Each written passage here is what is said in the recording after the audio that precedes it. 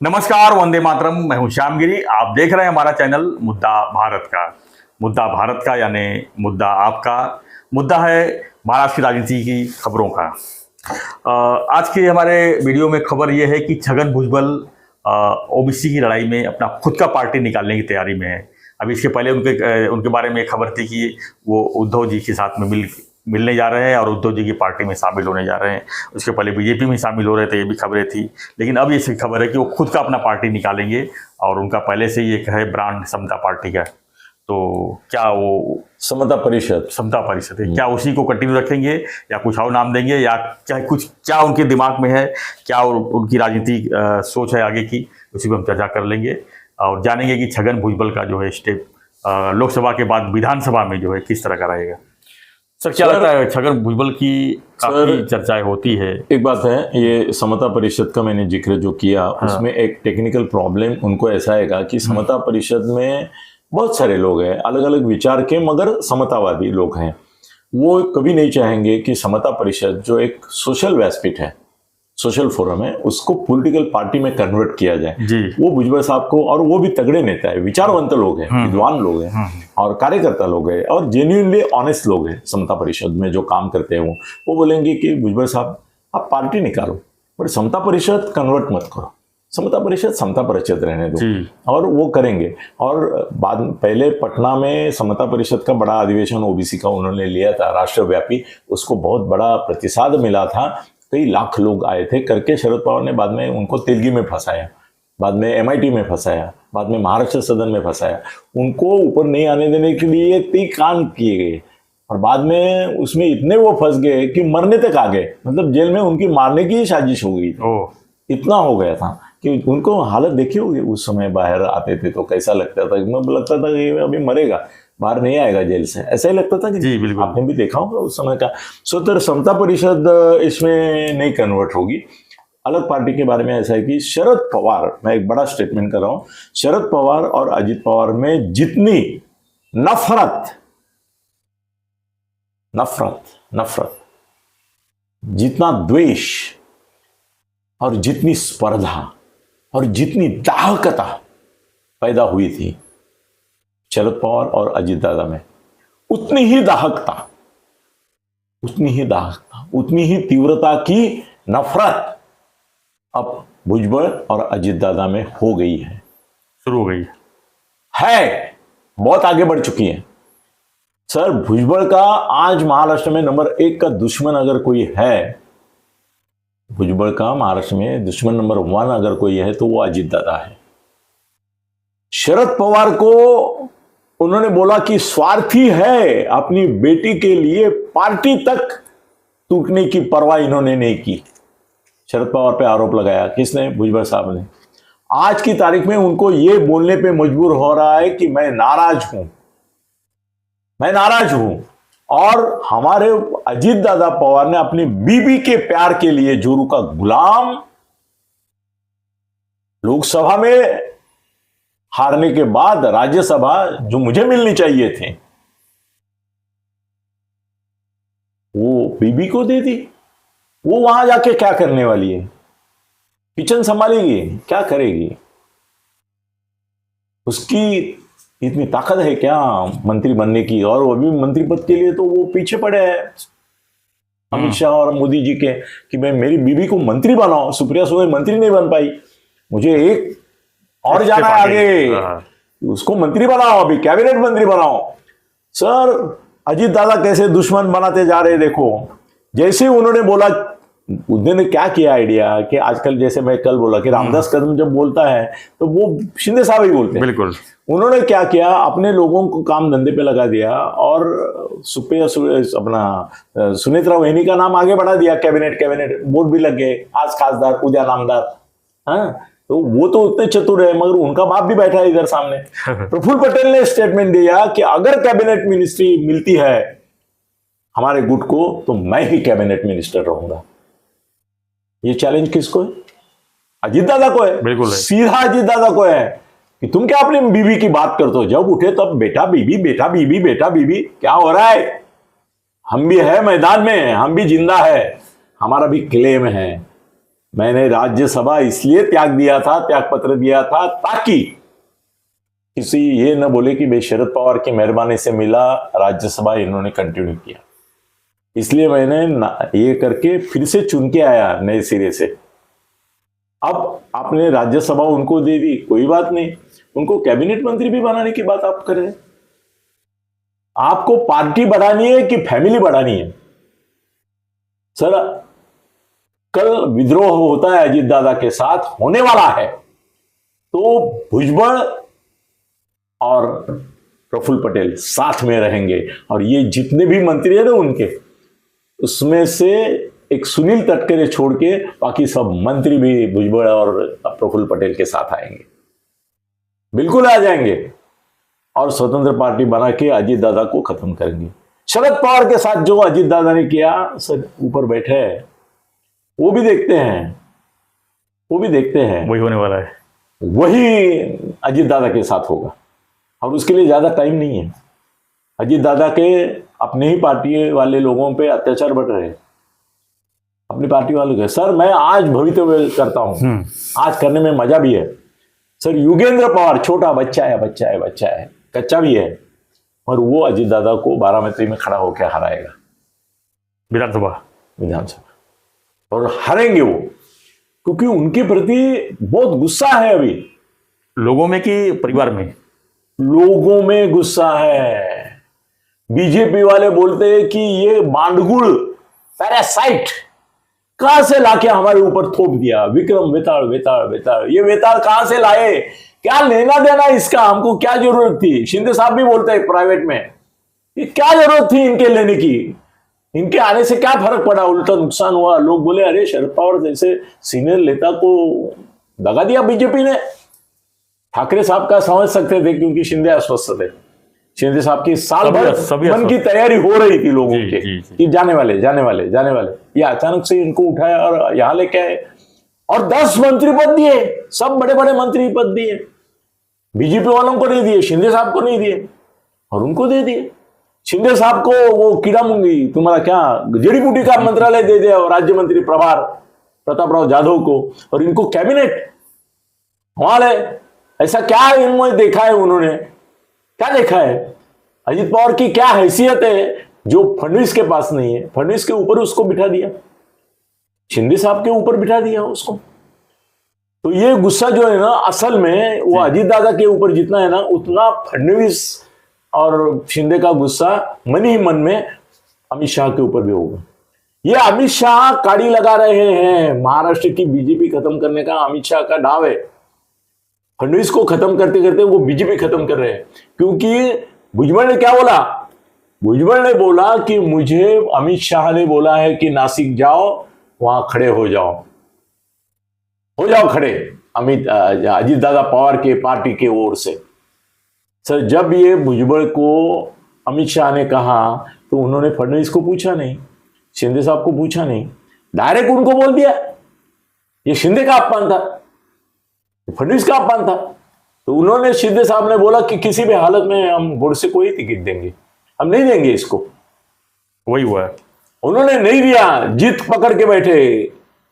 वो बोले आप अगर ये टिकट नहीं देते हैं तो फिर थोड़ा सोचना पड़ेगा। तो नाइला से लास्ट मोमेंट को हेमंत गोडसे का जितना अपमान हो सकता है उतना अपमान करके बाद में हेमंत गोडसे को टिकट दिया। तब तक उसकी वैल्यू जनता में चली गई थी। भाई श्रीकांत शिंदे के ऊपर हालत की थी लास्ट मोमेंट तक। यहां पे फडणवीस के लोग नहीं बगावत कर रहे थे, जिनको बाहर से इंस्ट्रक्शन आया कि श्रीकांत शिंदे के खिलाफ करो वो कर रहे थे। श्रीकांत शिंदे का लास्ट मोमेंट को होता है, मुख्यमंत्री का बेटा है, उसका टिकट लास्ट मोमेंट, थाना उनकी राजधानी लास्ट मोमेंट। सर ये गुस्सा जमा हो रहा है। अभी हम आते हैं भुजबल के यहाँ, भुजबल के बारे में। भुजबल का भी अपमान कम हुआ क्या? ये ब्लेमिंग आप किसको कर रहे हैं? मैं अमित शाह को कर, अमित शाह नंबर 1 पे अमित शाह है, मगर अजीत दादा बली जाएंगे। अमित शाह को कुछ कोई कर नहीं सकता है। अमित शाह को लिए क्योंकि इनके में से किसके इसमें दम नहीं है पिछवाड़े में पूछने का भी दम नहीं, पूछने का भी दम नहीं। ये पूछेंगे सर, पूछेंगे। पूछेंगे कैसे? वोट देके पूछेंगे लोग ना? नहीं लोग नहीं पूछेंगे। नहीं, लोग पूछेंगे वो बात अलग है सर। मैं बोलता हूँ भुजबल अभी जब भी अमित शाह जी को मिलेंगे बोलेंगे आपने जो प्रॉमिस किया था उसका मैंने जिक्र किया। सर ये सीक्रेट बात थी, उन्होंने जानबूझकर बोला कि अमित शाह ने मुझे बोला। उनको अजीत दादा को भी दिखाना था कि भाई तुम समझते हो, तुम अजीत दादा इनके हो, ऐसा नहीं है, मैं भी अमित शाह के साथ जुड़ा हूं। ये सर कॉम्प्लिकेशन देखो जी कि अजीत दादा के खिलाफ भुजबल और भुजबल के साथ अमित शाह, अजीत दादा के साथ अमित शाह और अजीत दादा के साथ होने वाले अमित शाह फडणवीस और शिंदे के खिलाफ। कैसा कॉम्प्लिकेशन बन रहा है, सबको गोल गोल सबको डिस्टर्ब किया हुआ है। ये करे सर। तो अभी भुजबल के यहाँ आते हैं सर। कैसे है ना कि बहुत ही ज्यादा हो गया। जिस दिन सुनेत्रा मैनी शपथ लेगी कैबिनेट मंत्री पद की, लेगी अगर लेगी तो पहले प्रफुल्ल पटेल भुजबल ये है वो अपने लोगों को कलेक्ट करेंगे, बोलेंगे हम पार्टी बना रहे हैं, जिनको आना है आ जाओ। तटकरे छोड़ के 39 लोग बोलेंगे कि 38, क्योंकि ये भी है ना, 38 लोग बोलेंगे हम आपके साथ आते हैं, नहीं जाते हैं। मगर भुजबल ये गलती नहीं करेंगे कि वो शरद पवार जी को बोलेंगे कि हम वापिस आते हैं 38 के 38। वो नहीं करेंगे। वो बोलेंगे उनके जोखड़ से हम मुक्त हुए, अभी क्या के लिए हम अपना पार्टी चलाएंगे। तो फिर महाराष्ट्र में एक ऐसी सरकार बनेगी, क्योंकि इनको छोड़ के बीजेपी को तो चलने वाला नहीं है। और भुजबल से मधुर संबंध है। भुजबल तो अमित शाह के मन में ऐसा है कि उनको बीजेपी का कुछ बना के मुख्यमंत्री पद का दावेदार बना दे। यहां तक अमित शाह सोच रहे। तो हो सकता है कि ये पूरे के पूरे लोग 38 गए तो कोई फर्क नहीं पड़ता है, बीजेपी में जाएंगे, बोलेंगे एकदम ही सेफ हो, चलो घर पहुंच गए, अभी यहां वहां भटकने की जरूरत नहीं। ये भी हो सकता है, या तो खुद की पार्टी निकालेंगे। मेरे ख्याल से खुद की पार्टी बनाने में ज्यादा और निकालना चाहिए अभी। इतनी नफरत हो गई है भुजबल को, और ओबीसी नेता करके उनकी हैसियत भी बढ़ गई है। अभी मनोज जरांगे का पराभव इम्पॉसिबल था। सरकार की कितनी बड़ी मदद की है उन्होंने, सर सरकार को बचाया है। और कल अगर वो ओबीसी को एक साथ रखने में यशस्वी होते हैं और ओबीसी का पूरा वोट सरकार को जाता है तो सर बाजी पलटेगी। महाआघाड़ी के बदले महायुति आ सकती है। अभी महायुति मराठा वोट के ऊपर नहीं आएगी, अभी आएगी तो ओबीसी वोट के ऊपर आएगी। वो ओबीसी को साथ लेने की ताकत है भुजबल, कुछ भी कर सकते हैं, भुजबल में ताकत है वो जी। और भुजबल के साथ सर दलित भी आएंगे। भुजबल एक सामाजिक उसका अधिष्ठान है, दलितों को भी कन्वर्ट कर सकता है अपने साथ। उनकी ताकत है। वो ओबीसी ये वो आदिवासी में भी पहुंच सकते हैं सर। वो एक अलग टाइप का नेता है जिसकी ईर्ष्या की वजह से शरद पवार ने उसको दबा दिया हमेशा। उन्होंने मुझे खुद बोला है, मेरी बहुत गहरी दोस्ती थी, पहली गाड़ी तोड़ी लोगों ने ये शिवसेना के, तो मेरे को गाड़ी उन्होंने भेंट की, गिफ्ट की थी। भुजबल साहब ने गिफ्ट की गाड़ी। वो बोले कि मेरे लोगों ने तोड़ी है, तब शिवसेना में थे ना, मेरे लोगों ने तोड़े, मैं गाड़ी देता हूँ। तीसरे दिन मेरे घर के सामने गाड़ी खड़ी थी और सिग्नेचर लेने के लिए आदमी खड़ा था गैरेज का। सर ये भुजबल है, उसकी दिलदारी का कोई ये नहीं है। और कैसा है ना कि भुजबल को जितना जिंदगी में राम को जैसे वनवास हुआ वैसा उनका जितना वनवास था वो हो गया। बहुत इससे ज्यादा कि प्राण जाए ऐसी हालत कर दी थी उनको, मारने की साजिश थी जेल में उनको। उससे निकल के आए, अभी वो बोनस में जी रहे। वो ये जब बोला कि राजकीय आयुष्य उद्ध्वस्त करून टाकेल, तो बोले जितना उद्ध्वस्त आदमी हो सकता है वो हो चुका हूं मैं। अभी मैं फिनिक्स पक्षी की तरह ये इससे फिर से उभरा हूं। अभी मुझे कोई मारे नहीं मारे कुछ कल सर भुजबल की जान को जितना खतरा है महाराष्ट्र में, इतना किसी की जान को नहीं है।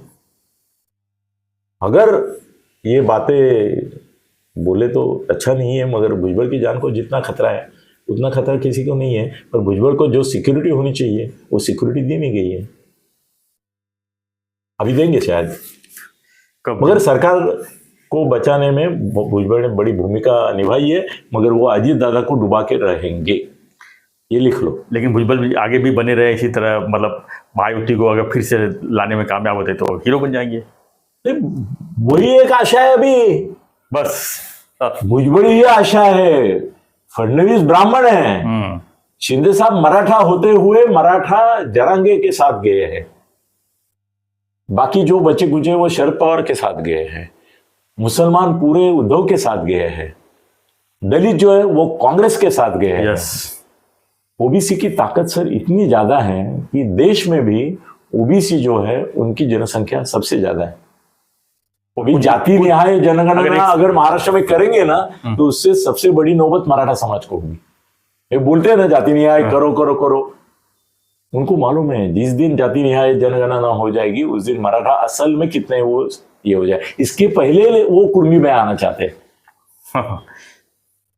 ये भी है, मगर मैं 3 चीजें बोलता हूं। एक, अजीत दादा में और भुजबल में जितनी आज नफरत है उतनी नफरत तो शरद पवार और अजीत दादा में भी नहीं थी। उतनी नफरत उद्धव ठाकरे और एकनाथ शिंदे में भी नहीं थी। उतनी नफरत उद्धव ठाकरे और राज ठाकरे में भी नहीं थी। उतनी नफरत नारायण राणे और बाला साहब में भी नहीं थी। इतनी नफरत सर नफरत, और ये नफरत का नतीजा यही होगा कि जल्द से जल्द भुजबल या तो अजीत दादा को ही रिमूव कर देंगे अध्यक्ष पद से। वो बोलेंगे मैं अध्यक्ष बनता हूं, या तो प्रफुल्ल पटेल को बना, आप अध्यक्ष पद छोड़ दो। आपने अन्याय किया है, आपने फैमिली के लिए ही सोचा। सुप्रिया को और शरद पवार को जिस मुद्दे पर आपने टोका था कि क्या टेनिस खाएं, वही आपने किया। तुम इस तरह के लिए तो सर भुजबल आज अजीत दादा के सामने सबसे बड़ा खतरा भुजबल का है, और भुजबल के सामने सबसे बड़ा चैलेंज अजीत दादा को खत्म करना है और सरकार बचाना है।